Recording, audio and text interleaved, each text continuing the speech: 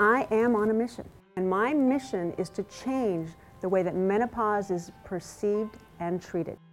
How many of you understand the menstrual cycle and what happens to your hormones on a monthly basis? What you need to know is we're going to say here, day 0, right, is the day that you start your period, if you will, okay? And day 28 is the end of that cycle where you'd start your period again. So the next day would be day 0. Okay, that's why we call it a menstrual cycle, this never-ending time. Okay, so what's happening is this. In the first phase, we call that the follicular phase, you start off on day 0, if you will, or I call it day 1, okay, and about 14 days into this, okay, what's happening in the follicular phase is a dominant egg is growing within your ovary. And that egg is responsible for making estradiol. Again, the human estrogen found in the ovaries, okay? Not your ovaries. Your ovaries don't make estradiol. It's the growing egg within the ovary that makes estradiol. But you'll see what's happening is that the estrogens or the estradiol levels will rise, and that coincides with that maturing egg, okay? So the egg is growing, we're making estradiol. What does estradiol do to the lining of your uterus? It thickens it, right? Okay, so it tells that lining to grow, right? So here we are. It's growing. Proliferation. It's growing, okay? So in the first half of the cycle, my egg is growing, my estradiol levels are going up, and I'm thickening that lining, right? Okay, all that's going on. Everything's good, everything's working really well. And what happens? Well, we have a mature egg and it's time for ovulation. Okay, so the egg is ovulated out. It goes from your ovary through the fallopian tube, okay, right? Looking for sperm to get implanted. But we are talking about a cycle, a menstrual cycle. We're not talking about pregnancy. So again, another lecture for another day, all right?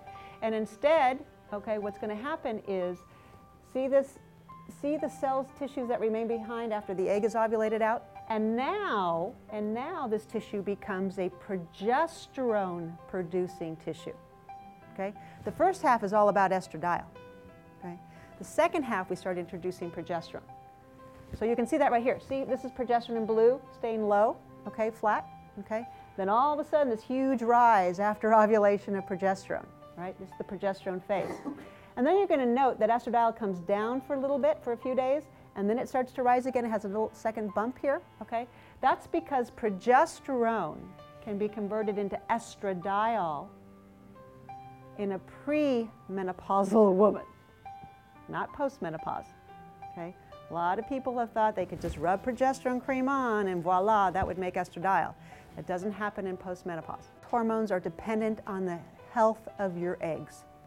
Your hormone levels can be different every single month because every single month there's a different egg that's growing and making those hormones, okay? Women are born with all the eggs they're ever going to have. Usually, okay, there's enough eggs, there are enough eggs that, you know, that your eggs can keep growing and keep ovulating until around the age of 50, 51, which is the average age of when your last period is, okay, or what is considered to be the beginning of menopause traditionally. So it's important, okay, to understand that it's not your ovaries, okay, it's the eggs within the ovaries that give you your hormone health.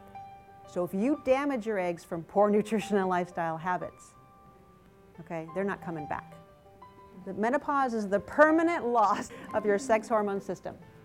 It leads to imbalances in all other hormone systems because all hormone systems of the body are interdependent and interconnected. When I lose any hormone system, right, that creates metabolic imbalance, okay, and metabolic imbalance leads to degenerative diseases of aging, okay?